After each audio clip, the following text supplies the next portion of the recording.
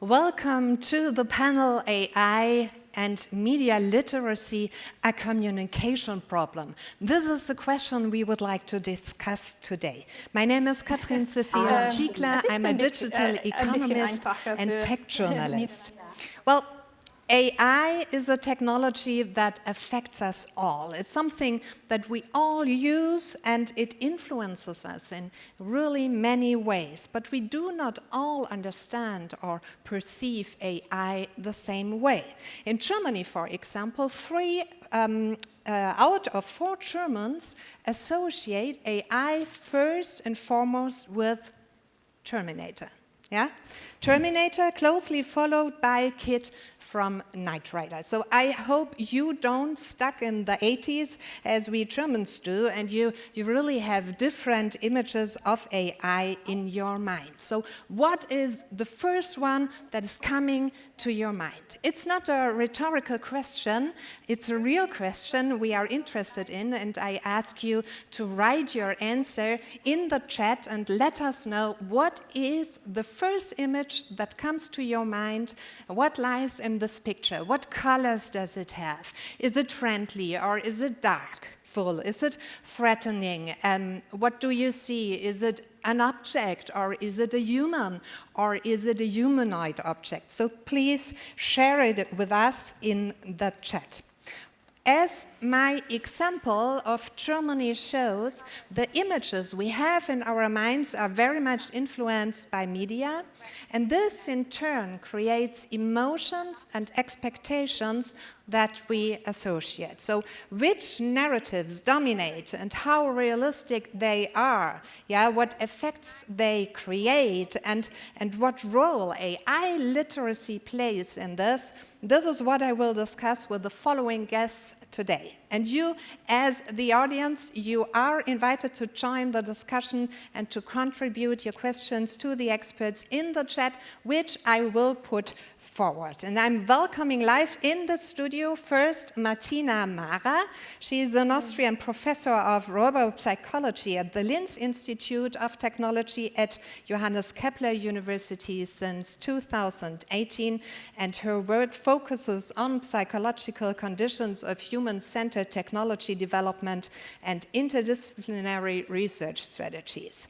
Among other things, she researches the effect of media images on an AI, and she is also a member of the Austrian Council for Robotics and AI, and regularly comments in popular media about the social effects of cutting-edge technology. So wonderful to have you here, Martina. Thank you. On the side is Kyriaki Goni. Kyriaki Goni is an artist based in Athens, working across media. She focuses on the relationship between technology and society, bringing into dialogue the local and the global perspective. Through expanded installations which bridge the fictional and the scientific, she investigates subjects such as data economy, perception of the digital self, alternative infrastructures, and networks. Her works are exhibited internationally from Shanghai to Istanbul. She will tell you maybe herself. And you can visit her newest project at the Ars Electronica Festival, and she will present to us here later during the round. So great to have you with us, Kyriaki. And I welcome virtually Kanta Dihal from Netherlands. She's a senior research fellow at the Leverhelm Center for the Future of Intelligence, University of Cambridge. She leads 2 research projects, Global AI Narratives and Decolonizing AI, in which she focuses on the stories we tell about artificial intelligence across cultures and how they help us think about ethics and bias in new technology. It's very interesting. You can find a lot of content on her website and on her Twitter account. By the way, also Martina and Kyriaki. And Kanta is co-editor of the books AI Narratives and the forthcoming book Imagining AI. A warm virtual welcome, Kanta. Yeah.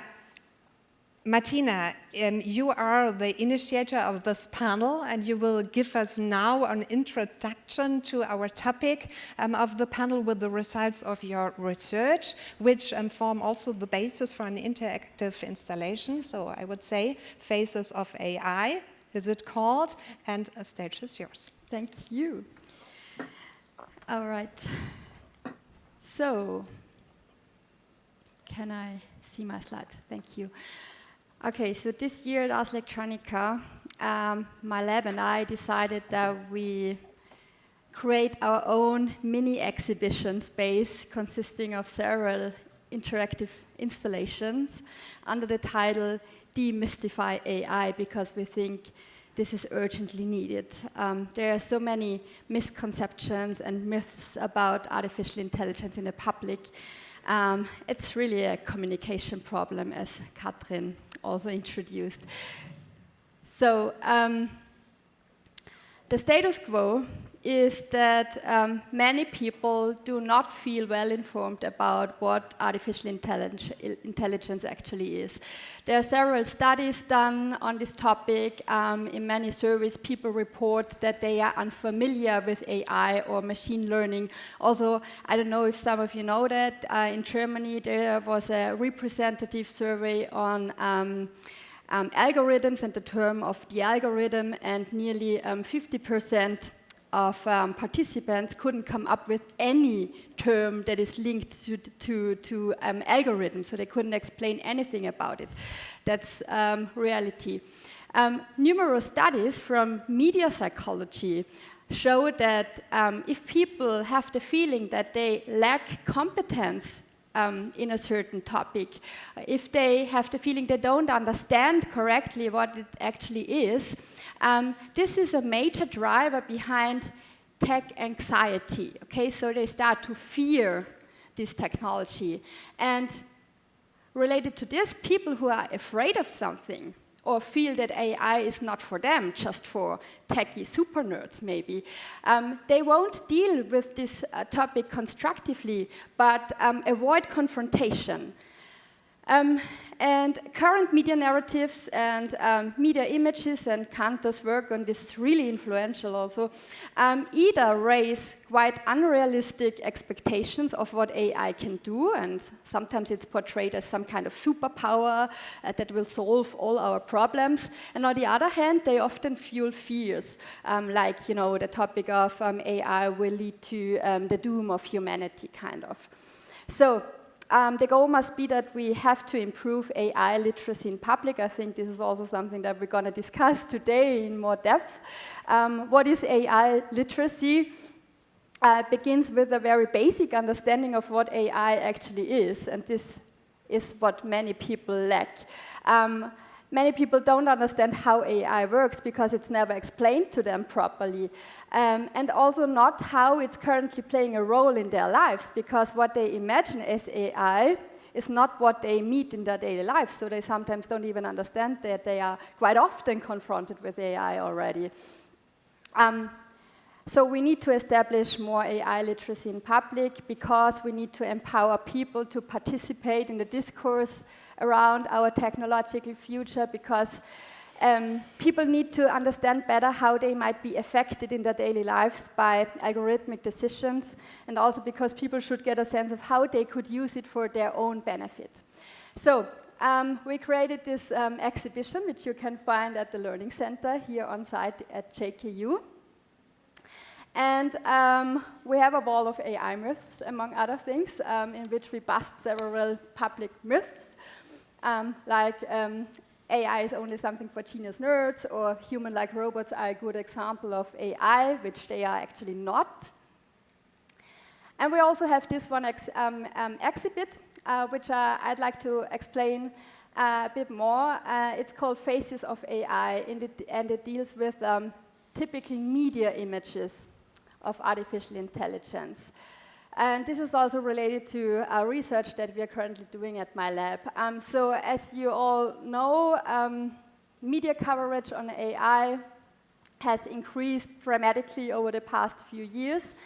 And very important aspect of media coverage are images, of course, because we humans build our impressions and attitudes based on images very, very quickly, much quicker than on text. So our question is, what are typically media depictions of AI, and what effect do they have on the recipients, on the audience? So and this is also the base for this installation that you can find in the Learning Center, we collected 10,000 online available media images related to the key term artificial intelligence, and analyzed them, for example, in color, and we found out that the more popular an image is, the more dark and bluish it is, but also we were interested in how people perceive these images, how they affect them. So we drew a sample of 450 of this database, and my AI master students evaluated and tagged these images. For example, in how human-like AI is depicted in these images, how creepy they are, how realistically AI is portrayed in an image, or how beautiful an image is. Okay, so just short info on the tags or on the categories and on the motifs that were found in this image. As assumed, the humanoid robot is the most frequently occurring motif in the images evaluated by our students. And the least frequent ones are screens or industrial robots or circuits, things that are actually much more, realistic also in our daily lives. These are the top images for each of the subjective evaluations of these images. So on the upper left, you can see those images of our database that were rated as most human-like, as most creepy on the upper right, as most beautiful, and as most realistic. And if we look in the realistic section, we see things like face recognition or self-driving cars or maybe industrial robots, recommender systems and stuff like this. Applications that really already play or start to play a role in our lives, right? And on the upper half of this slide, we see images that actually don't have anything to do with our daily lives, but they are the most prominent images. And what we also found is that the human-like images and the creepy ones were strongly correlated. So if an image was very human-like, it was also rated as more creepy, which is not surprising in view of the uncanny valley hypothesis, if you know that. So in our installation, we said, okay, we want to play with this evaluations of human likeness, creepiness, realism, and beauty, and we created these interactive walls in which we installed prepared screens. And if you enter the space, first of all, you see nothing on these 4 circular screens. But we have created 4 magic lenses using polarizer foil. And if you look through the eye of realism, for example, those images would pop up and become visible for you that were evaluated as most realistically, for example, or as most human-like, if you look through the eye of human likeness at our installation. So it's like this, as a video I took yesterday.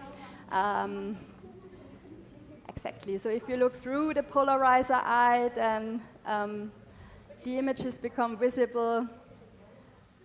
Okay, I'm mirroring in the foil. And this is also a play with, the fact that AI actually is something invisible. But the current hype around AI requires embodiment and requires images, so we make them visible through these eyes. Yeah, and we also have some participatory aspects, like we ask people to illustrate how they would imagine AI, and still, even after discussing with them, we see a lot of humanoids in the current status quo in our exhibition space. Okay, so please come by if you're in Linz and contribute your vision or your imagination of AI. You find us in the Learning Center, and yeah, I'm looking forward to discussing this topic now more in depth. Yeah, thank you very much, Martina. Yeah, I love this interactive installation. It's really eye-opening, so you have to watch it and to visit it. Even I, who as a professional and critically involved with AI, have questioned my association, and I hate it. The first picture is really a dark blue glowing brain. Yeah, but I have to say, if I see it online, I know, okay, it's an article about AI, so it's also a kind of brand. But I know it has nothing to do with AI, but also my perception is shaped by it. And now the question arises, how do these images come into being, and why they have established themselves so strongly that they are reproduced again and again, Martina? Yeah, you know, I've worked as a journalist myself in my 20s for several years, and I know how this business works. And of course, we are living in an economy of attention, so to say, so we have to get attention of the audience. And as we know from many media psychological studies, the more emotional an image or content is, the more you can attract your audience or their attention. So as media fight for attention, online especially, it's also understandable that they use those images that are particularly emotional, that either fuel fear or show utopian visions, you know? Yes. So you think it's a conscious strategy to use emotional picture? Because if you also worked as a journalist, you know, so I worked before also as a journalist for everything, every topic, and sometimes I have to write something about a topic. I have 3 or 4 hours for it, and before I didn't know a lot. So of course, sometimes you don't have the knowledge. Not every journalist knows really what AI is. So maybe there's also a communication problem, what's our topic today, between scientists and journalists.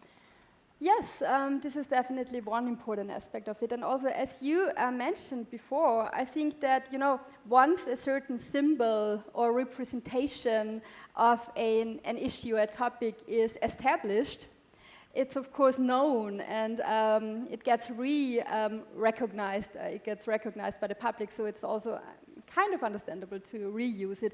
But I still think that the tech community and the mediators and public communicators have to get a bit more in touch than it's the case today, and try to find new ways that are still interesting, you know, the images that are still interesting and maybe emotional, but a bit more realistic, because I really think that the current hyped Terminator images and so on, they cause harm.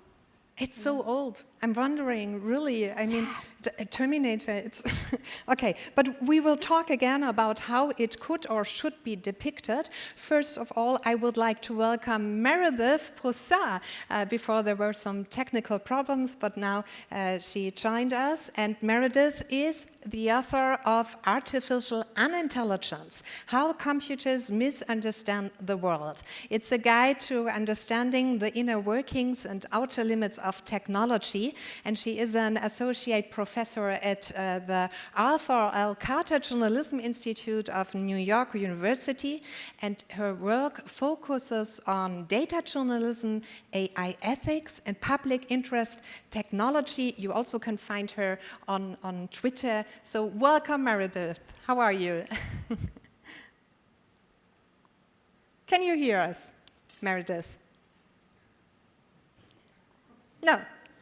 Okay, again, but she is there. We can see her. That's fine, and I hope she will listen to us in a few minutes. Yeah. So, Martina, then I come back to you about the pictures. Of course, there is not a unique face of AI. AI is not visible, AI is not tangible, so how could it or should it be depicted? Because also, I have to add, it was interesting, the images rated as most realistic show devices. Yes, partly, or represent how AI is used in a realistic sense, like representation of how face recognition works, for example. Yeah, so I still have no final perfect answer to this question. Yeah. I really would like to discuss that with you also today, but I discussed it a lot with my AI master students here at JKU Linz, and what most of them say is that we either should show human users or interaction partners together with AI, not just only the hyper-intelligent robots, but humans and AI systems in collaboration, for example. Or show devices or current relevant applications, yes. such as, I don't know, voice assistants, recommender systems. But of course, it's not so easy to show them in interesting ways. So you really have to be creative. Yes, yes. Meredith, can you hear us? Can you hear us? Yeah. Yes. Great to be here. Perfect. Welcome, welcome. I already introduced you. I don't know if you were part of it. Yeah, but so the audience know who you are. So nice to have you with us. Meredith. Well, thank you for the very kind introduction. Meredith, Martina gave us an introduction about her study of images of AI. They are mostly blue and dark, glowing brains, and so on. I would like to know, what do you think? What's the reason behind of such pictures using by journalists? And is it probably a communication problem between science and journalism that, yeah, maybe a too little exchange takes place, what AI really is? You know, I would love to just call it a communication problem. But really, I think it's a problem of too much imagination as well as a failure of imagination. So what's real about AI is that it's just math. It's very complicated, beautiful math, but ultimately it's just math. And people struggle with math. There's a lot of math anxiety. That's a very common thing in the world. And so instead, what we do when we imagine AI is we imagine things from Hollywood. We imagine the Terminator. We imagine the glowing blue things and the kind of sleek robots. And if you ever search AI in stock photos, it's extremely fun. There's this one stock image robot guy that you see all the time.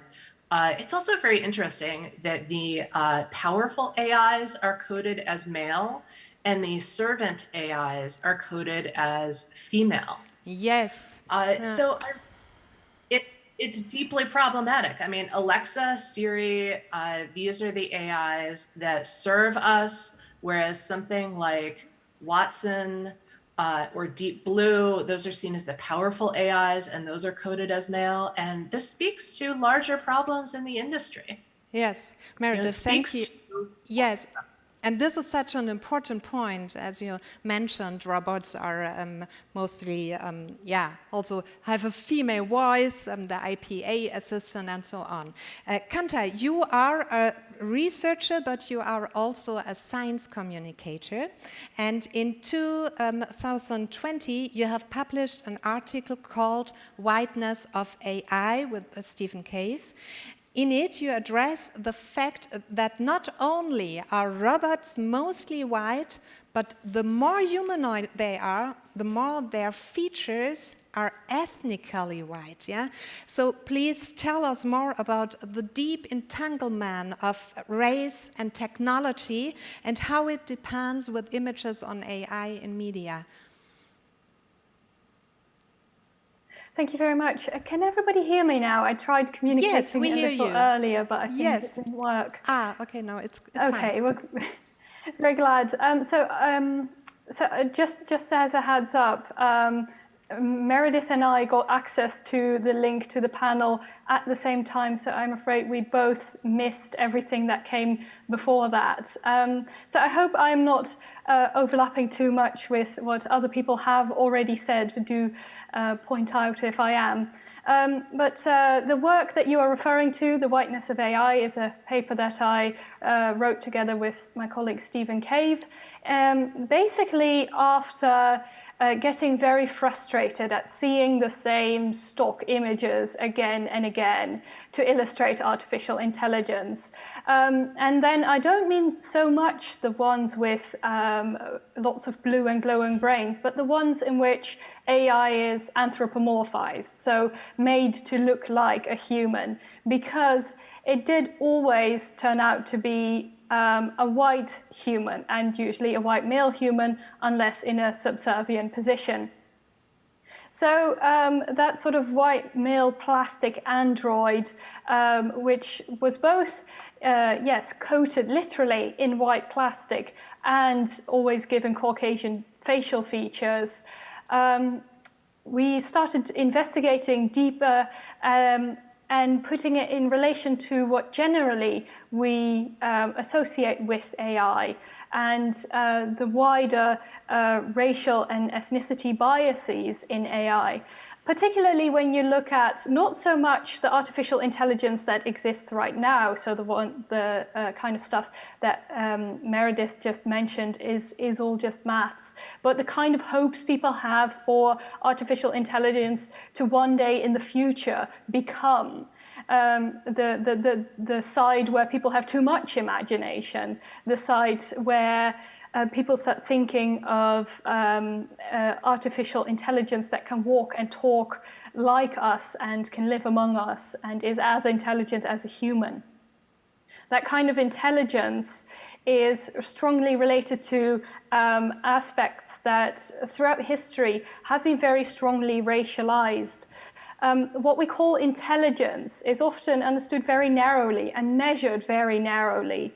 And the term intelligence is not neutral, and it's my co-author Stephen Cave who has written most about this. The idea that intelligence means, for example, being very good at math, being very good at chess, being very good at seeing a pattern in a row of images.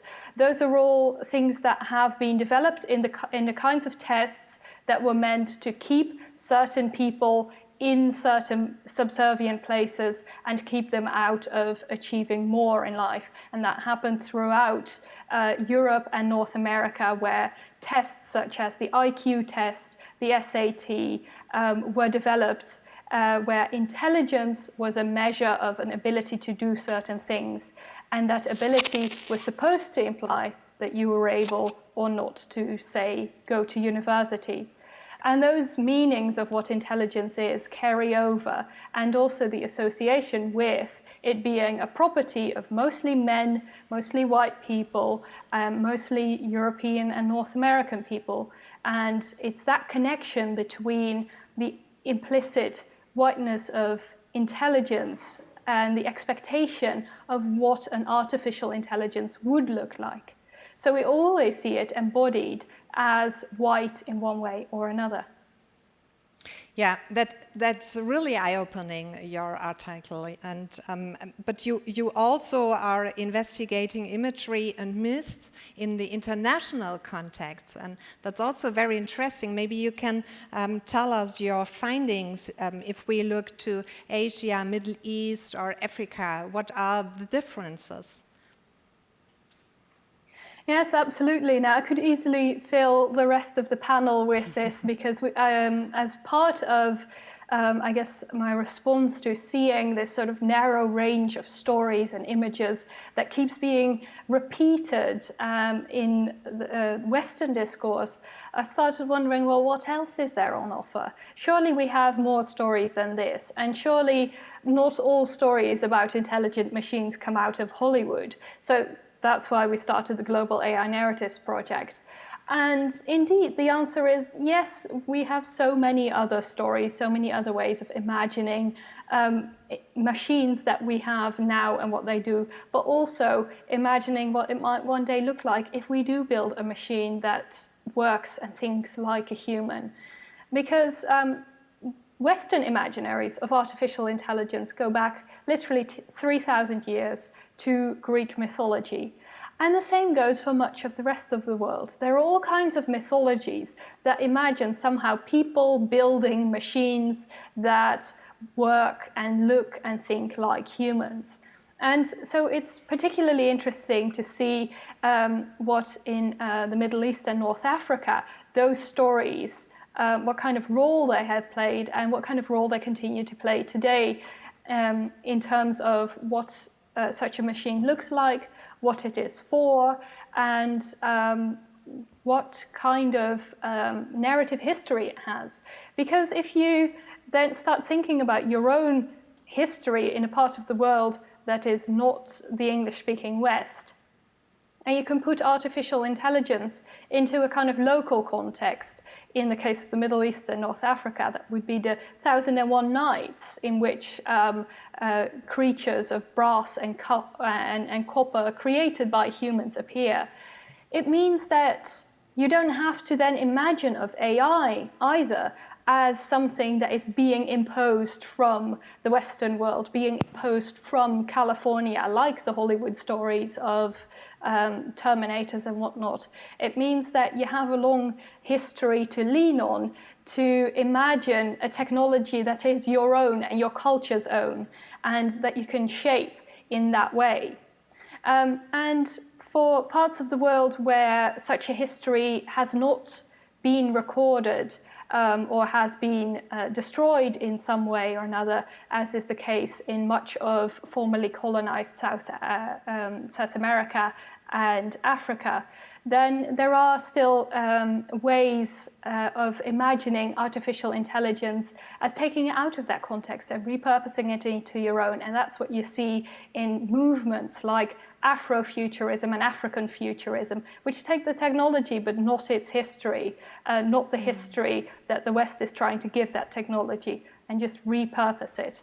And that has led to some splendid science fiction but also real life developments in AI and robotics. Yes. With the paper Whiteness of AI, you enlightened and show facts that were even suppressed by scientists. And what I want to point out is your science communication, because you were very successful with it. This publication was the most successful in the history of the journal. It received press coverage in over 100 medias, including live on Sky News, and had 10,000 reads in its first month. So this shows that science communication can reach popular medias, yeah, and a wide-ranging target group. What makes science communication successful? This is a question because I think this is so important for the future to reach more people and journalists. Mm-hmm. Well, in terms of which part of this process to call science communication, I am not sure, because the paper itself really was an academic publication. I mean, we did our best to make sure that people could read and understand it regardless of which academic discipline they're from, because we do believe that this is something that should be understood by people regardless of whether they're from the humanities or the social sciences, but especially also from the sciences, from engineering, from computer science. I mean, the journal is called Philosophy and Technology, but we didn't want only philosophers to be able to understand it. But I think the real science communicators who did much of the hard work were the journalists and the press office. I mean, we got a press release from the university, and journalists then picking it up and spreading it around. I mean, it's the kind of people who sit behind the scenes on Sky News and decide, oh, this is interesting to give coverage to on today's live news show. I mean, it did also help that the paper came out in August last year, which tends to be a quieter month in the media. But I mean, if there is any particularly effective part of the science communication chain that is quite AI related, then I must say it's the press release, which was written by Fred Lucy at the University of Cambridge, who did an excellent job.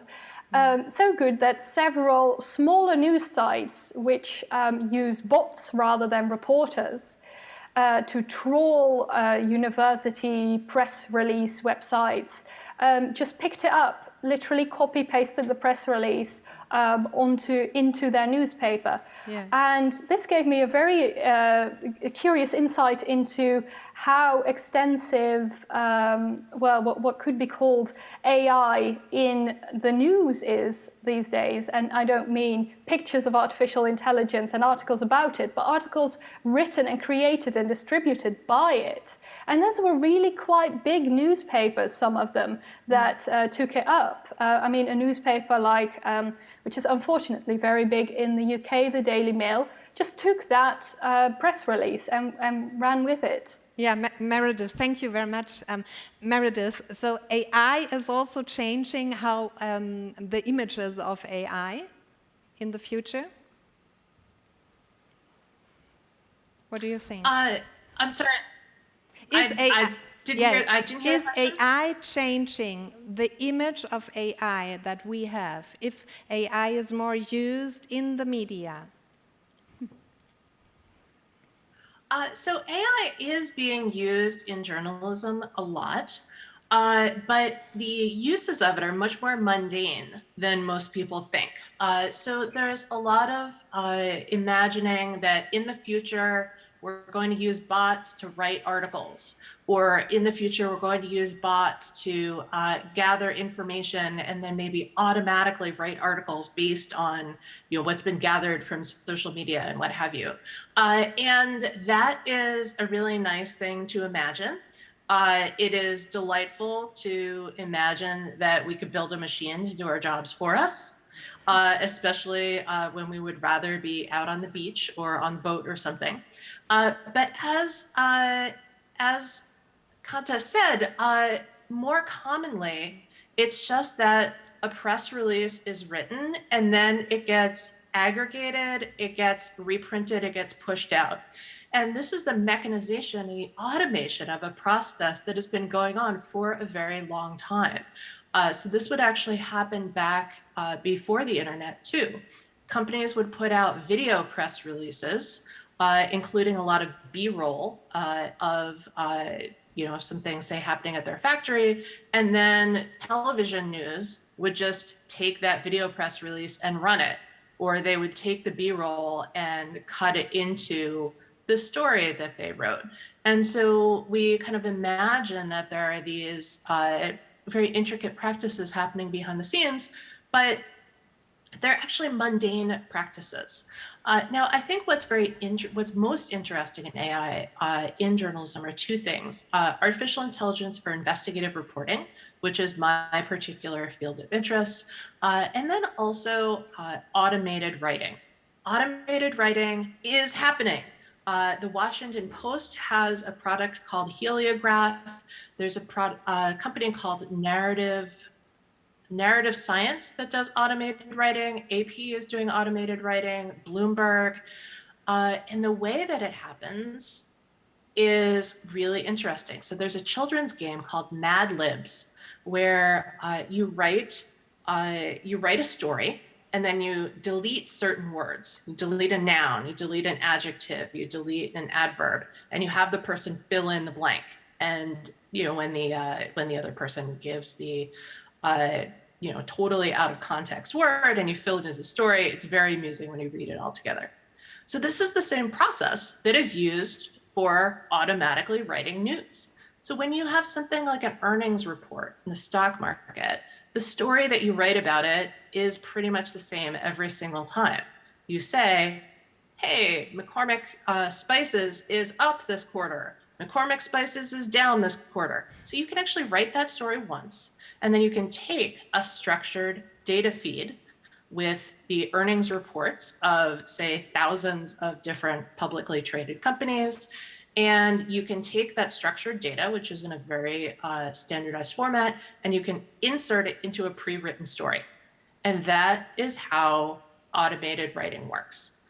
You also have things like GPT-3 and GPT-2, which are the big, like very overhyped AI writing things that you hear about a lot. And GPT-3 is really good for writing small paragraphs of things, but it also veers into racism. So there are lots of examples of GPT-3, writing a very comprehensible paragraph about code, and then you ask it about Uyghurs in China, and it just turns out this enormously racist rant. So it's just not useful for many applications. Thank you very much. We will come back to GPT-3 and also the social effects of interacting with chatbots. But Meredith, your book came out in 2018, and while everyone is talking about artificial intelligence, you title it Artificial Unintelligence. And that's in the US, which is, after all, a hotbed of AI, also of Terminator. But what made you do that, to write a book about artificial unintelligence? Thank you for that question. The book is about the inner workings and the outer limits of technology. So one of the things that I do in my work is I build artificial intelligence systems for investigative reporting. It's a kind of reporting called algorithmic accountability reporting, and our lives are increasingly being impacted by algorithms. Algorithms are making decisions on our behalf. And as citizens, we need to be able to look inside those algorithms and protest when the algorithms are making decisions that are biased, that are racist or sexist or ableist or classist. And in order to do that, people need to understand artificial intelligence. People need to have the tools to be skeptical when there are media reports about glowing praise of AI. Those kinds of glowing praise are rarely deserved. So what I realized was that I was going to parties and I was saying, oh, I build artificial intelligence for investigative reporting. And people would say, what? You mean like you build robot reporters? I would say, no, that sounds really cool, but that's not what I do. And eventually I realized that we needed kind of more basic literacy about AI so that we could have these higher level conversations. So what I'm trying to do in the book is I'm trying to demystify artificial intelligence to help people understand what it can and cannot do so that we can have more productive conversations about the role of AI in the world and how AI is used to further discrimination and how we need to stop doing that. Yeah, you also talk in your book about, or you criticize, the technochauvinism. Maybe you can explain our audience, what do you mean by that? And how is technochauvinism connected to the media, especially in the US? Technochauvinism is the idea that technological solutions are superior to other solutions. It's a kind of bias. So when people say, oh, it's better to use the computer than to use paper always, then they're being techno-chauvinists. And what I would argue instead is that it's not a competition, that we should use the right tool for the task. Sometimes the right tool for the task is a computer. Absolutely, no question. Other times, the right tool for the task is something simple like a book in the hands of a child sitting on its parent's lap. One is not inherently better than the other. So the media has often been guilty of techno-chauvinism. When reporters are too enthusiastic about the future of technology, they're being techno-chauvinists. When they say things like, oh, the future of everything is digital, and in the future, such and such job will be totally eliminated and everything will run on AI. and people will only communicate over Facebook. When you look back at some of the claims that have been made in the past 20 years of the internet era, the claims are kind of absurd. I mean, we are not all running around with self-driving cars. What was it was that self-driving cars were going to be here by the year 2020 was the big claim a while ago. And, here it is 2021, there's no self-driving cars. And in fact, self-driving cars are racist. There's a study out of Georgia Tech where they used the exact image recognition algorithms, object detection algorithms that are used inside self-driving cars, and looked at how well they recognize people with light skin versus people with darker skin. And the image detection algorithms, just like facial recognition algorithms, just like lots and lots of algorithms, are racist. They work better for people with light skin than people with dark skin. So if, God forbid, self-driving cars did roll out, people with darker skin would be hit and killed by them in a disproportionate manner. Yeah, I don't think that gets us toward a world. Yeah, thank you. Thank you, Meredith. Martina, in your exhibition, you also take up various myths. Yeah, I just throw some into the room. AI will lead to the doom of humanity, you also mentioned in your presentation, or the other extreme, AI will save us all. So thus AI oscillates between a force of nature and on the other hand, as AI as omnipotent or a powerful goddess. And I always wonder, because such stories are also fueled by experts themselves. I'm thinking of Jeff Bezos, sorry, only men.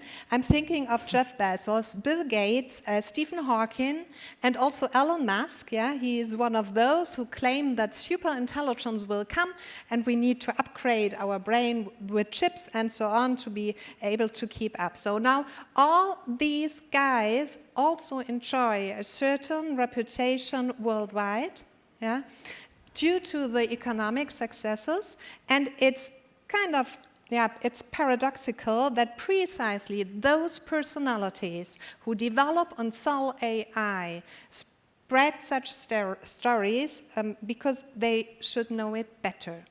So why? And what's the reason behind? And maybe let's clarify in one sentence. Will superintelligence come?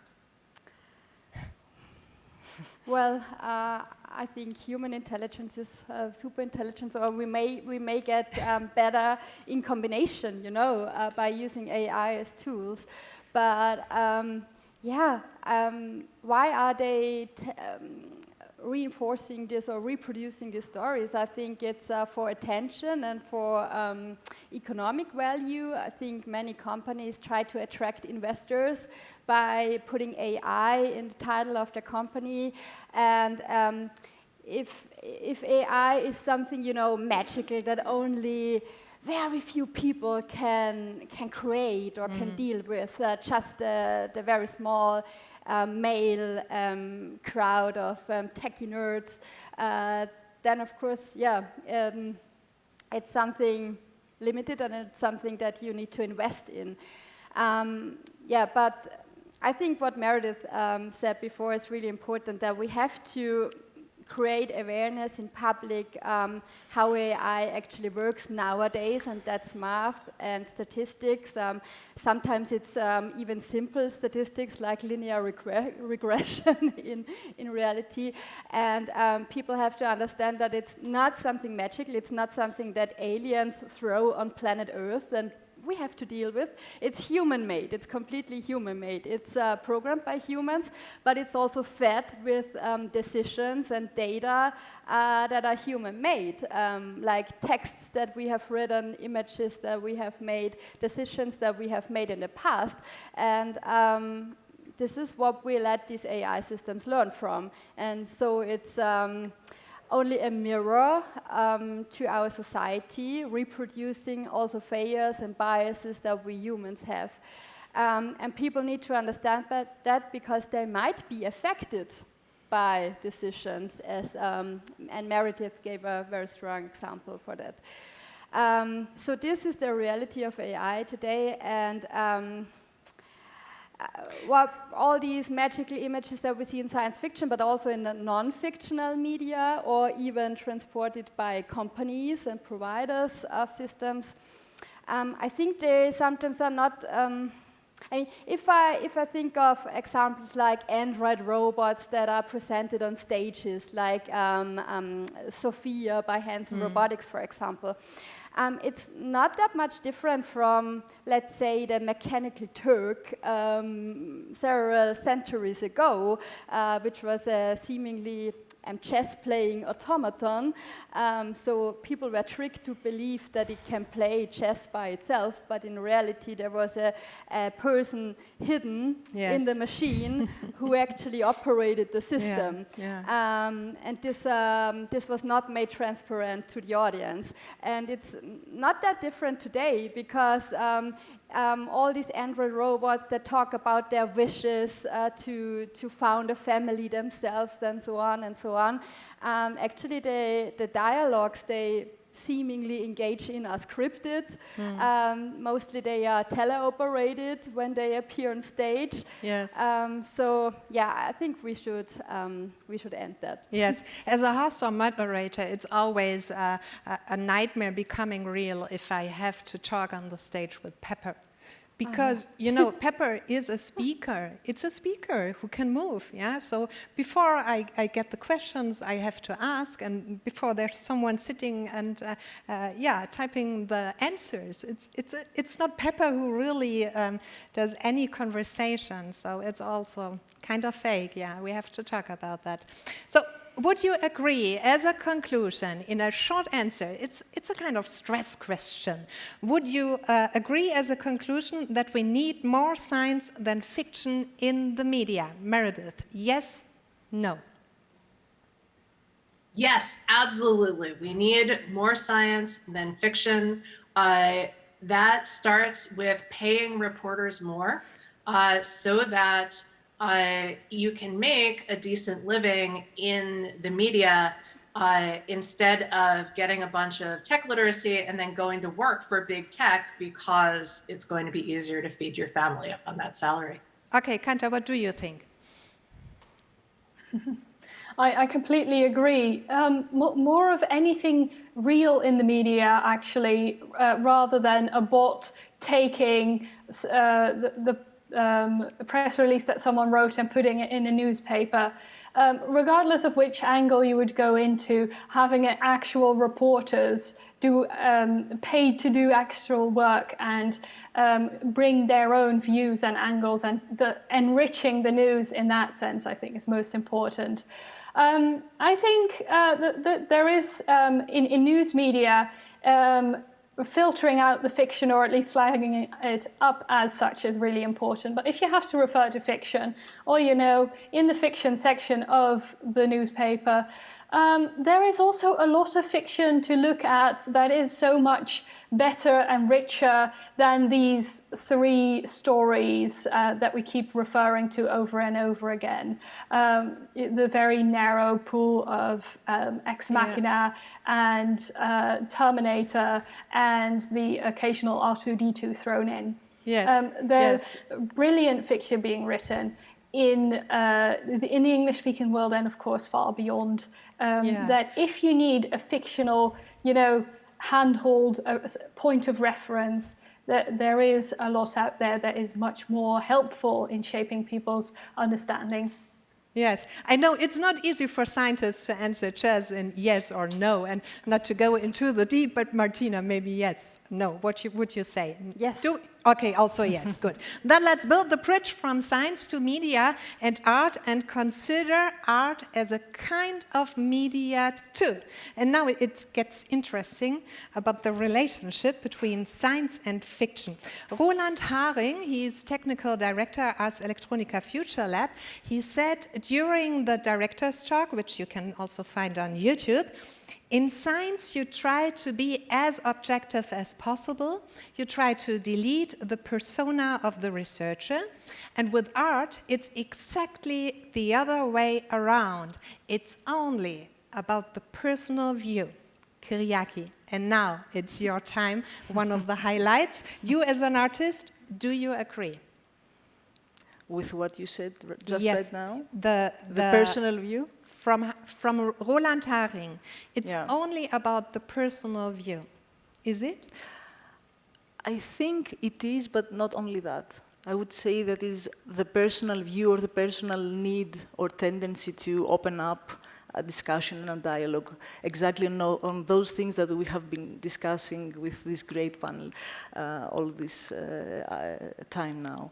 So for me, it's a way like doing art, and through art, it's a field, if you will, to have the time and the space to investigate these things. And as it was mentioned before, I think that fiction is also needed. Mm-hmm. I think science is very good, and we need science, of course. But sometimes I have the feeling that, you know, we are humans and we like stories and we like poetry, and we need this kind of media, let's say, in order to understand our world, right? And AI is part of our world right now. So I do feel that besides science, which is absolutely necessary, we do need art or poetry to understand and to immerse ourselves in these new possibilities and new worlds, in a way. And one of your newest video work is called Not Allowed for Algorithmic Audiences, which will be on view for the first time at Ars Electronica this year. And we have the pleasure of learning more about your work now, because you will give us a little presentation. So I'm handing over to you. Here's your pointer. Presentation of Kyriaki. So maybe before I start with like three works that I'd like to share with you that are related to AI, I would do a very short, brief introduction to my work in general. As Katrin already made a very good introduction, but I may just add that I'm an artist with a former background and education also in social and cultural anthropology, so that means that I have an added interest which is attached to anthropology in a way on those subjects. I'm collaborating very often with scholars and scientists, and I'm investigating through my work things that have to do with technology. And when I say technology, I mean, for example, infrastructures, networks, surveillance capitalism, and at the same time, human-machine interaction, or human or more than human worlds interaction. I very often incorporate fiction in my work, although there is a very broad amount of research behind it. I have the tendency, and it's a very conscious decision also, to use fiction as a vehicle to communicate with the audiences. And I must say that this works, actually. So I have been listening all this stuff about media literacy and the way that we imagine AI. And I'd like to introduce you three works of mine that have been touching upon these questions with different approaches, let's say. I should start maybe from the older one, which is called, yeah, the title is underneath. You cannot see it. It's called Eternal You. It's from 2016. This is a fictional story in a near future where humanity suffers from a pandemic of dementia. So it was a little bit prophetic, but in another way, let's say. So in this weird occasion of this pandemic, there is a fictional company that actually offers trainable artificial systems or algorithms, you name it. It's so many names that we can use actually right now. Artificial intelligence is just a convenient umbrella, let's say, for this, all these different notions. In any way, in this story, this company offers this trainable algorithms or artificial intelligence systems, and the user can train this by feeding their data into this system.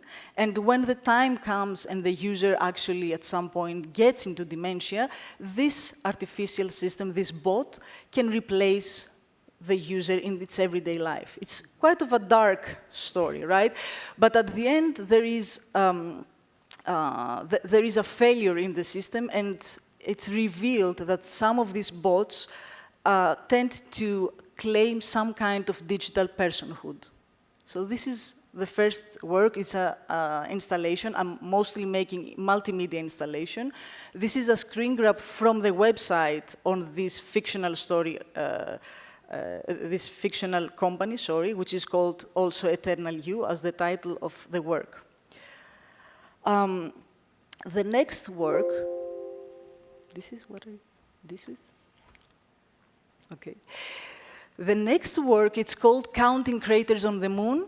It's from 2019, and it's actually a work that investigates the possibility of, as Martina also said before, the synergies, because I also do not believe in a superintelligence, right? I believe that humans have a very specific quality of intelligence that we cannot have from robots. So I do believe, though, that there is a possibility through synergies, like the possibility to have better results in specific fields. In this specific work, again, a multimedia installation, the core element of this multimedia installation is an imaginary dialogue between an acclaimed astronomer of the 19th century and the third director of the National Observatory in Athens, Friedrich Johann Julius Schmidt, and Deep Moon, which is a neural network that was developed in 2018 by a team in the Institute of Astrophysics in the University of Scarborough, Canada. So I make an imaginary dialogue between these two entities that actually exist. Julius Schmidt was indeed an acclaimed astronomer, and Deep Moon is indeed a neural network. And these two entities both of them were set out to count craters on the moon. So their job was to count craters. Julius Schmidt managed to make one of the most detailed lunar maps ever. He dedicated 35 years of his life, and he managed to spot and label 30,000 craters.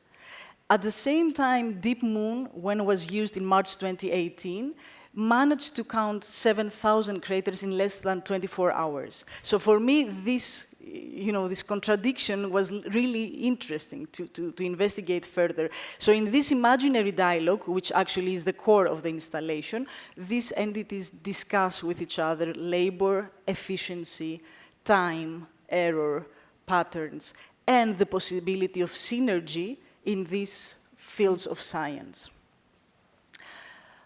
The last work that I'd like to share with you, it's called Not Allowed for Algorithmic Audiences. It's actually a new work that was developed in the framework of Art Science Residency, which is a new collaboration between Ars Electronica, Deutsche Telekom, and Johannes Kepler University. And through this collaboration, I had also the chance to meet and discuss with Martina and the work they're doing on the lab, and this was really interesting for me. I got very interesting insights in their work. This was also the spark to start looking more deeply into some specific things that had to do with voice interfaces. So this work, again, is a fictional work which incorporates long research behind it with, on scholars and scientists that have been looking into race bias, gender bias, extractivism, labor connected with AI, and surveillance in the form of planetary listening infrastructures. So in this story, I won't reveal much because this is right in the building next door and you should all visit and let me know how you found it. In this story, the setup is in a very, very near future in a very hot city of Athens. And intelligent personal assistant grabs an avatar from online and appears in front of their users. And for several consecutive days, this IPA starts to share some information that has gathered online regarding their ancestors, their materials that they are made of, the listening infrastructures and surveillance problems that they arise through vocal interfaces. And at the same time, it actually talks about peripheries and tech monopolies, which is also a very interesting problem right now regarding AI. And also, it makes a connection with the climate urgency and the need to try to figure out how these kind of technologies could be more sustainable. In this case, as you will see when you're visiting the installation, I chose very consciously to use an avatar which was white and looking also a bit in between, like female or male. And this is like, for me, it was like a critical decision. And just to be honest with you, I had to think about it, you know, because it's, this work also discusses gender bias and race bias, right? So I was thinking, should I find a different avatar? Should I communicate this problem also by making a different choice? And I decided not to do that because I think it would be a sort of pretentious, since I'm like a white woman, a white artist doing this stuff. But still, I think I have, you know, the space and the will, let's say, to discuss those things. Maybe I should add something regarding the title, because this is something that I've learned also. I wasn't aware of that. So, not allowed for algorithmic audiences. Why? Because through the things that I have been looking into in this investigation regarding voice and voice interfaces, I have understood and I have read that there is a huge audience that is actually constituted by algorithms. So that means that when we use vocal interfaces, there are algorithms, there are neural networks behind these interfaces that they actually gather, store, and get trained on our material, on our voices, on our words, on our sounds. So for me, this was at the same time frightening, but also kind of poetic. So this specific work is not addressed to algorithmic audiences. It's rather addressed to human, to a human audience. So yeah, that's it. Maybe I wanted just to say something because Meredith said before about this ancient roots, let's say, of AI. And in this work, actually, there is a mention to this Greek ancient roots. And it's interesting for me that I found these specific two references. The one is from Homer, Iliad, where if Hephaestus, the god of blacksmiths, has actually two female assistants, right? There are two female assistants. Whereas the mighty robot who was actually protecting one of, I think, the biggest island in Greece, Crete, was Talos. So again, I think we see very early on some specific differences and some specific biases being there from the very beginning. So thank you very much. I hope you get to see the installation and let me know how it worked. Thank you so much, Kyriaki. It's interesting because you said eternal you is dark. I don't think so. I think you do an outstanding job to illustrate not only the dark, but also the positive, or I would say the dual use effect of AI. Because in your work, I haven't seen all, but as you describe it, also on your website, it's always a combination of utopia and dystopia, yeah? And especially the point of how we could use AI for health is something that's not often discussed in the media. It's in the media mostly about economic efficiency, but not so about health and education. But let's talk again about IPA. In Not Allowed for Algorithmic Audience, so the title, it operates in my perception on a meta level between machine and humans. And it also evokes positive emotions because it's a kind of ally. It tells me something about the algorithm, and also it mirrors human as a threat. But there's also something scary because it has a kind of spurious consciousness. And this, again, could fuel the myth of superintelligence if the viewer has a lack of AI literacy. So what do you think? Long story short, what is the responsibility of art in the demystification of artificial intelligence?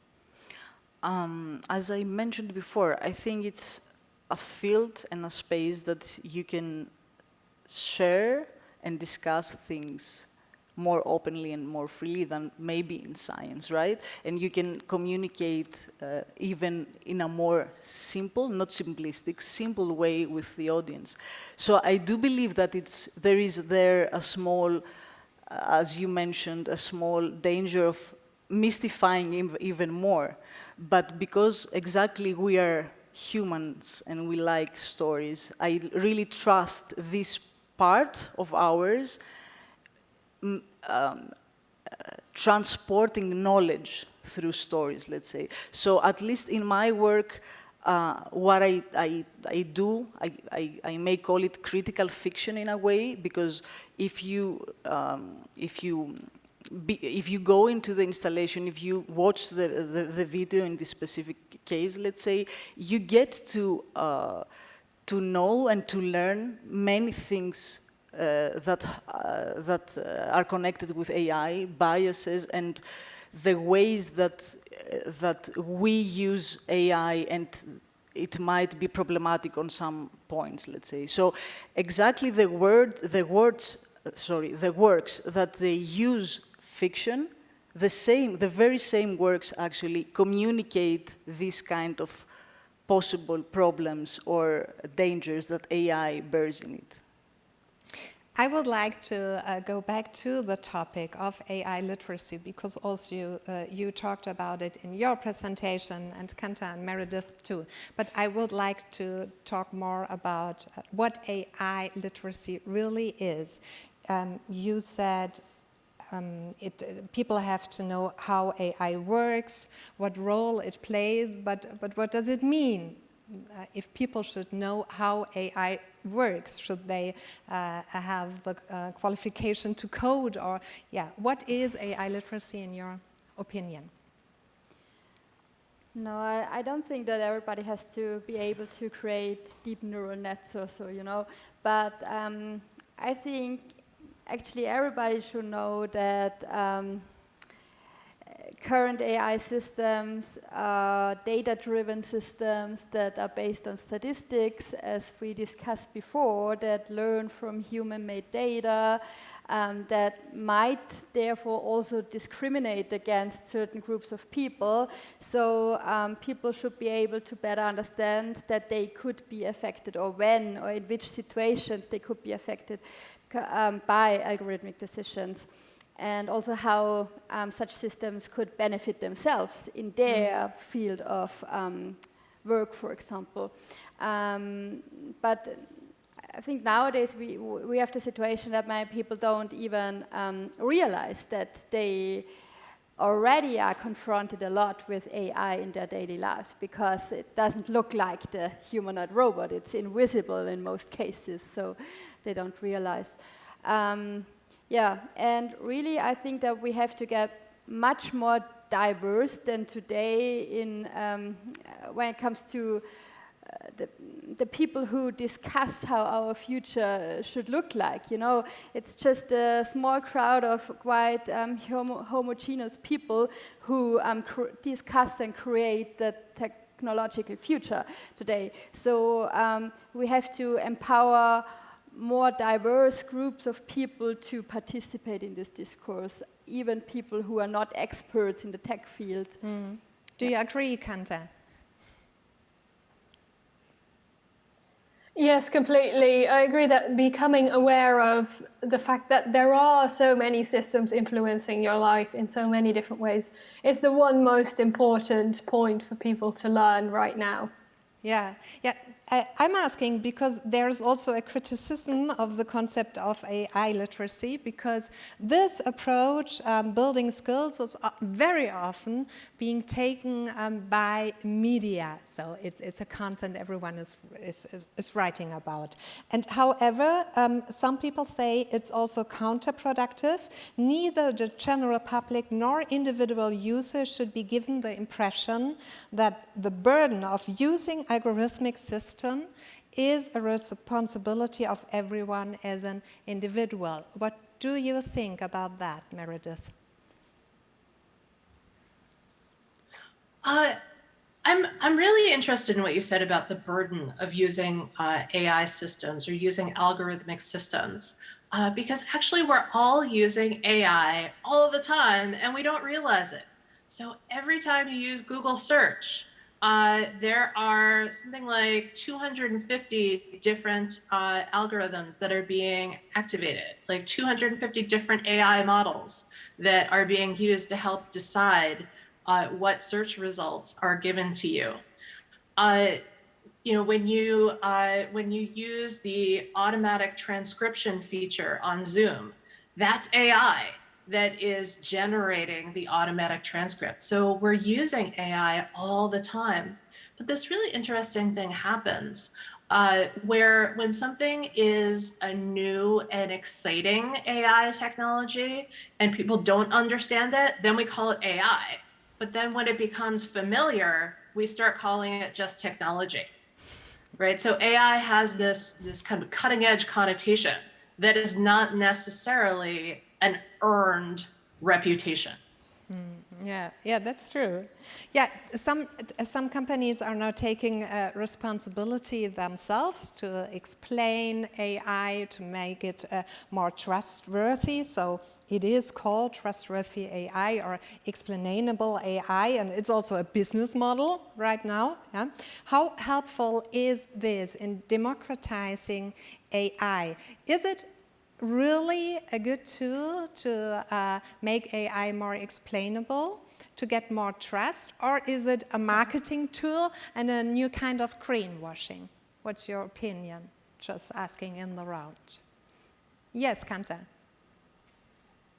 Well, I think the idea of making AI, informing people better with the aim of making it more trustworthy is kind of missing an essential gap or part of the puzzle that sort of assumes that if we understand it better, we trust it. But I think with many of the algorithms that are being deployed on us day to day right now, if we understood better how they work and how they affect us, we would not trust them more. We would trust them less. And I think that's why informing people about these systems and their existence in the first place is so important, but not necessarily by the people who are deploying them. Because they are a tool of criticism. They are a way for us to educate ourselves, to empower ourselves, to say, well, actually, this is not what I want to happen to myself. Much of this goes, especially in terms of mass data collection and reusing people's data for all kinds of things for profit, very long-standing databases where you can't get out of. And much of that is through people's lack of awareness and understanding, and that is the first step to then giving or withholding consent. But again, I think if we had full understanding, then there's lots of things that we wouldn't consent to. Yes, Martina, you would like to add Yeah, something? just completely in line what Kanta said. We have an explainable AI research project at my lab, which is in the middle of analyzing data from a recent online survey. What we find is that people actually don't trust AI systems more if their system is explainable, but less. Okay, so in line with what you said, and contradictory to what the European Union, for example, predicts, because they say we have to make AI more trustable, trustworthy by making it more transparent and explainable. So, of course, it's also logical that people, if they're confronted with a system that makes failures from time to time, and if that is explained to them, then they might trust less. But that's what we actually should intend, you know. It's not about trust optimization. I mean, if we just want to increase acceptance of AI, then there are many strategies. But what we have to do, and what research is currently discussing a lot, is how to calibrate trust. Not just to increase trust, but creating something like informed trust. Empowered trust, so that people are able to judge and also to challenge systems. So if we make the systems themselves more transparent and explainable, then it might actually lead to less trust in the AI, but it may lead to more trust in the whole ecosystem around it. Maybe trust in the providers or the companies could increase. That's might be an interesting research question. Yes, time is flying. Yeah, Meredith. Okay, one statement more of you. Oh, I just wanted to say that the EU is getting out ahead of these issues. There's some new EU proposed regulation out there that is a step in the right direction. So what they're proposing is that high-risk AI has to be registered and has to be regulated. So low-risk AI does not have to be, but high-risk AI, like biometric surveillance, facial recognition, autonomous weapons, these things need to be registered, and you're going to need to show that the AI is compliant with existing laws, like GDPR, like civil rights legislation. So one of the things that I'm actually working on now with Kathy O'Neill, who wrote Weapons of Mass Destruction, is we're working on building a regulatory sandbox where you're going to be able to take your high-risk AI, run it through the sandbox, and actually see a report about whether or not your AI is being compliant with the relevant law. So I think that's going to go a long way toward helping us perceive AI as more responsible, because we're going to be able to see better when AI is being non-compliant, which, by the way, is pretty often. Yeah, I would like now to ask the audience, if you have some questions online or on-site, you have now the possibility to ask your questions. So please don't be shy. Ask questions to the experts or give us a statement how you want. There's a comment here in the chat. It's a difference between having explainable AI, so I could trust it to do that what it is sold for, or trusting in AI to be a kind of a better system. It's again also what you mentioned. So do we have any questions? I hope so. Any questions? Yes, please. Is it on? It's on, yeah, Okay. you can talk. It was mentioned a little bit in the discussion, the name artificial intelligence, also the intelligence word was, isn't the word, the name itself problematic also in order that language is shaping how we think about things? So my first question is, should we rename it or use other names instead? And the second question would be, are there other names in different countries? Because that are my two questions. So maybe we take the second question to Kanta and the first question, short answer, Meredith. Martina, I mean, it's not a new discussion about the name of artificial intelligence. What do you think? Yeah, actually it's misleading, but I think, we can't change that anymore. Yes, we can't change it anymore. But maybe what should it be named, Meredith? What do you think instead of artificial intelligence? You know, I've tried to popularize computational statistics on steroids, but that hasn't been taking off. Interestingly, the name artificial intelligence comes from a meeting at the Dartmouth Math Department in 1956. So that was the time and the place where the field of artificial intelligence as we know it today was invented.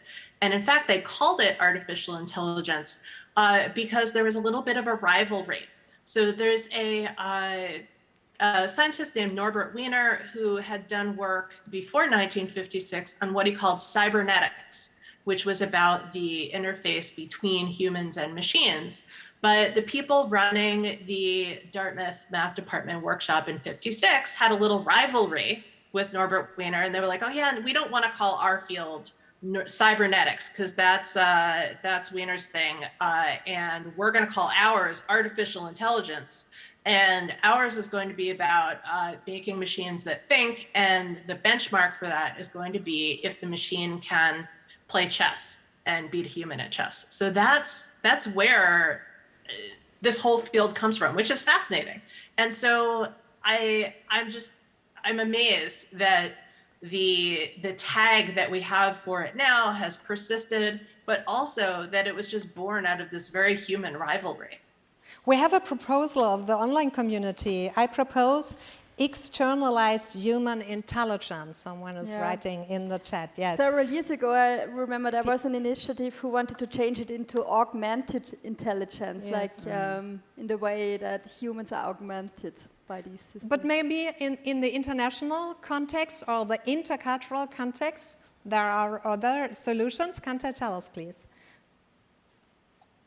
Yes, well, actually, we've got a little research project going on right now looking at different languages and what they call artificial intelligence. And actually what we've seen is in many languages, you simply have the English term translated into whatever the local language's equivalent is. And so, for instance, German is a really interesting example with künstliche Intelligenz, because Intelligenz is otherwise a word that was much less widely used, widely connotated.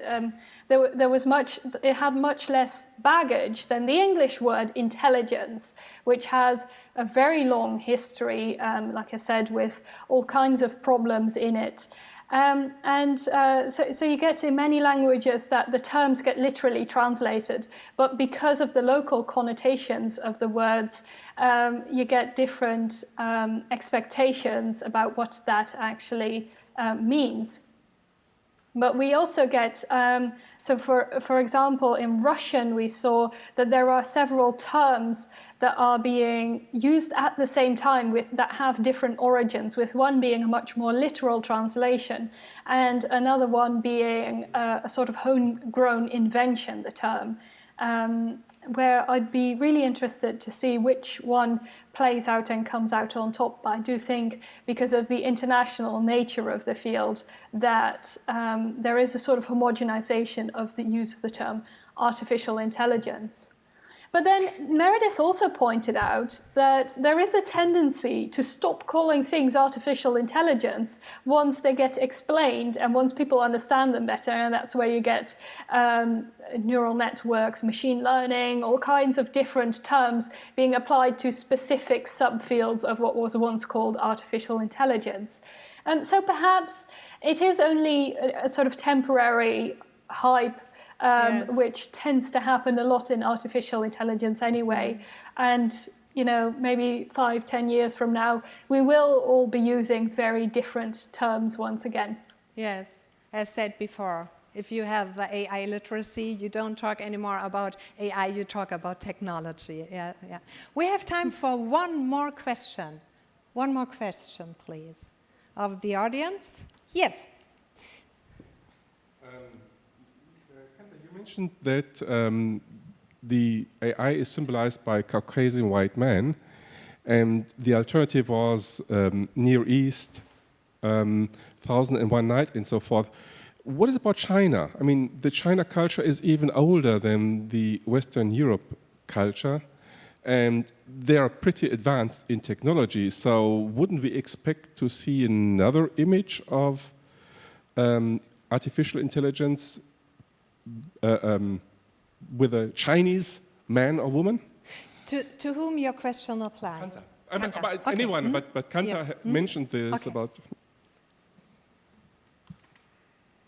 Yes, it's a very good question, and I think one way to look at it is the relationship of the US to Western Europe and North America at the moment. I think one reason why we are not seeing that image is because of geopolitical differences that then pan out into xenophobic in particular, but more broadly racialized thinking about people in East Asia. For example, there is a lot of talk about a so-called AI arms race, in which there is a race between China on the one hand and the US or the Western world on the other hand, to see who can get to super intelligence first, because whoever gets it will rule the world. That's the idea. And so because there's such an opposition, you don't get the idea here of AI being associated much with East Asia rather than with the West. Simply because it's portrayed as an opposition where there's two superpowers neck and neck, and the idea is that we in the West would not want China to win this. And another reason is a history of how East Asian people have been depicted in culture throughout especially the 19th, 20th, and 21st centuries. Where a colleague of mine, Kerry Meredith, is working on this. She's looking at how people from East Asia have always been presented as a so-called yellow peril, as a danger to Western civilization by being very close, for instance, industrially, developmentally, but very different culturally, and the idea that they are somehow encroaching. So there's lots of extremely racist stories, especially in the first half of the 20th century, of characters like Fu Manchu appearing in Western comics and films that are still circulating. About how dangerous the West is, and how basically technology racialized as East Asian is presented as a threat. Yes, Kanta. So this is just a few ways in which... Yes, unfortunately I have to stop you because time is flying and we are coming to an end. And I know there's still so much to discuss about AI. What we will do, let me give a note to the following panel. It's starting 5:30, so around 20 minutes, Central European time, and it's about AI and feudalism. And during the break, enjoy the intermission with the video project of the artist Davide Hyayula. Sorry, it's sometimes not so easy to switch between the languages. And the video How to Strand Astronauts on the Moon of Halsey Burgund and Francesca Panetta. Also, please visit the projects Faces of AI of Martina and her team and the work of Kyriaki in the exhibition. And I recommend you to read the paper Whiteness of AI of Kanta, which is linked on her website, and to read the book Artificial Unintelligence of Meredith. Thank you all so much for joining us. I felt very honored to discuss with you. Thank you for your brilliant content. Applies also to the audience. Thanks for having me. Bye.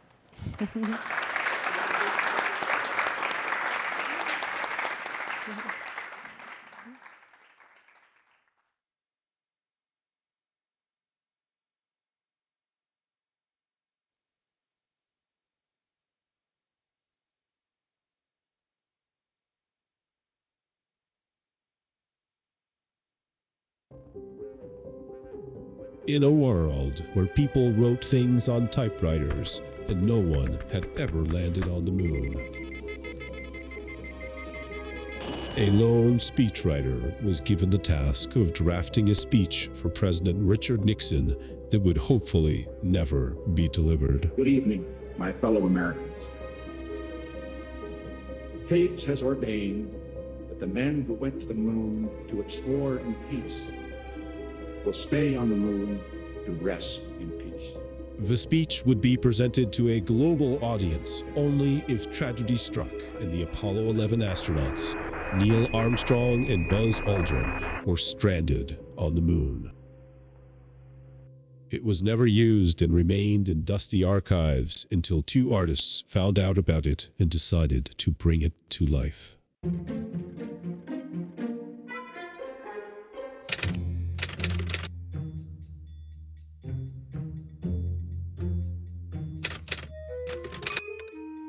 It was the 50th anniversary of the moon landing, and we were sitting around, a group of us who brainstormed regularly. We've been thinking a lot about misinformation and how new technologies, in particular deepfakes, were starting to become more and more prevalent. And we thought, there is this speech that we knew of written by Bill Sapphire for Nixon. We thought, amazing speech that was never delivered plus deepfake technology equals boom. It was just like, yeah, bingo, that's a good idea. But hold on, aren't deepfakes bad?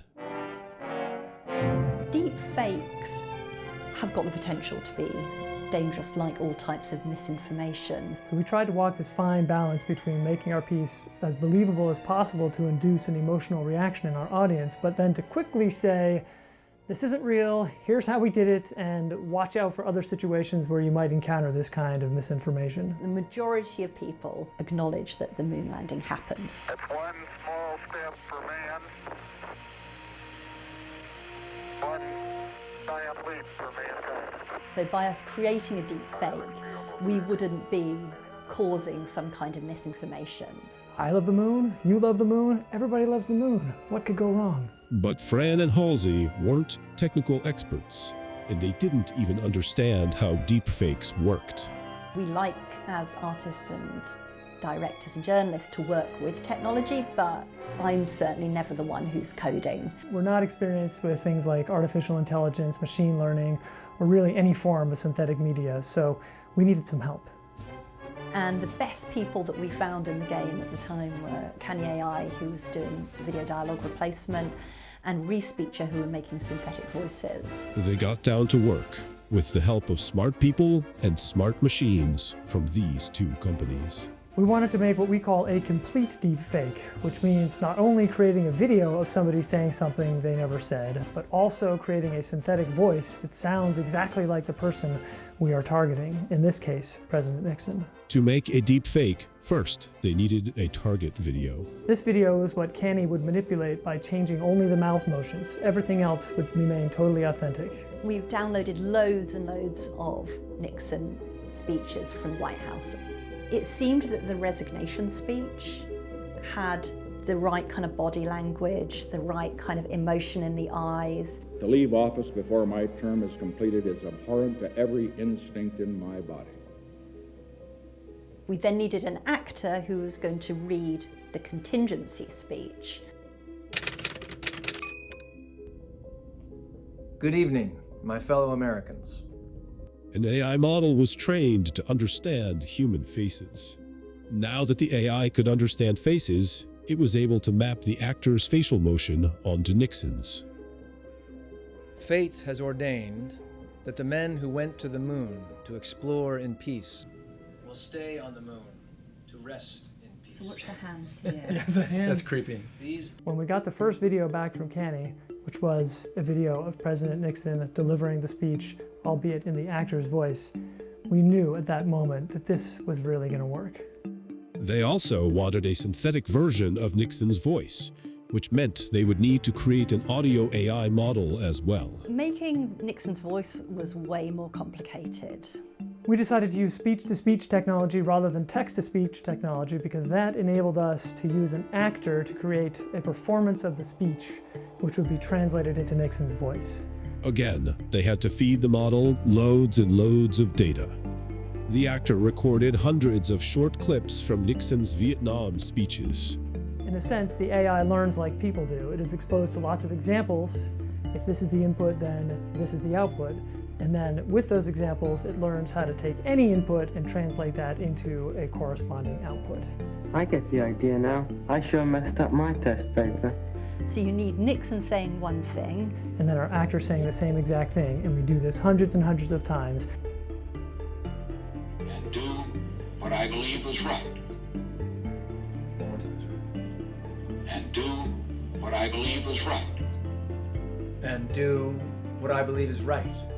Accept the first defeat. Accept the first defeat. I have noted, for example, that a Republican senator. So then once we'd got all of that done, it gets sent into the deep learning black box. And then magically, our AI learns to convert anything our actor says into the same thing in the form of synthetic Nixon. So we had a video of Nixon mouthing the words of the speech, and we had a synthetic version of the speech itself. All we had to do was put it together to form our complete deepfake. For every human being who looks up at the moon in the nights to come will know that there is some corner of another world that is forever mankind. But the film isn't entirely a deep fake. How did they make the lunar lander appear to crash? So we really only wanted to use actual archival footage from the Apollo 11 mission, even though we wanted to tell a totally different alternative history. This is where we used a whole bunch of cheap fakes. We manipulated the archive film to crash the Eagle onto the moon. The lunar lander was actually returning to the orbiter, not crashing. We listened meticulously to loads of audio from the control room to try and find any kind of anxiety in anyone's voices. So we found this one area, okay, let's repeat that and let's repeat all the beeps, and then what we'll do is we'll cut really, really fast between lots and lots of visuals. Cheap fakes are tried and true techniques for generating this information. You can change the speed of the video, you can do selective editing, you can reverse things, you can repeat things. These are all very standard techniques that have been used for as long as film has existed, and that's what we did here. Although deepfakes are a problem in terms of misinformation, cheap fakes are actually more problematic. More people have got their hands on the tools of being able to manipulate video and audio to deceive people. But did the deep fake convince people? The first iteration of this piece was like as a physical installation. We were working with it for the documentary festival in Amsterdam, and we'd got inspiration from the 1960s watch parties that would happen for big events. It was really fun to watch the reactions of people as they tried to figure out what the heck was going on. Is this really President Nixon? Did he say that? Hold it, the moon landing happened, right? Oh, I never knew that Nixon actually recorded this contingency speech just in case. It was a challenge for us to strike the right balance between using synthetic media convincingly enough to make people realize its power, but not so convincingly that they didn't understand it was fake. We launched our website and also launched it on YouTube as well. Oh man, we got some great comments on YouTube, and on Reddit too. There was an amazing thread going there, and people keep on leaving YouTube comments. Lots of opinions.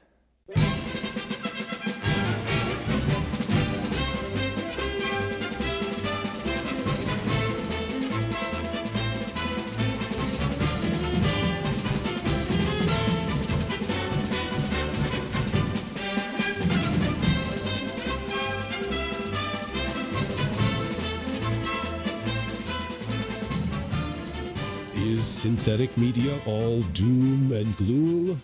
Or can it be used positively? It's like they say, you can use a hammer to bonk someone on the head, or you can use it to build a house. Synthetic media is kind of the same. We definitely do need to find a way to combat deepfakes and to educate people around them.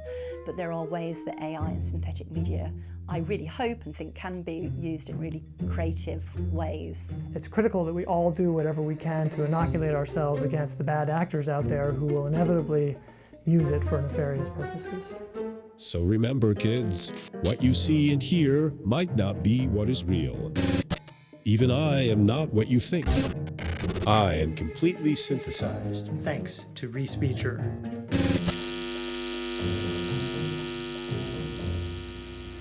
Good night.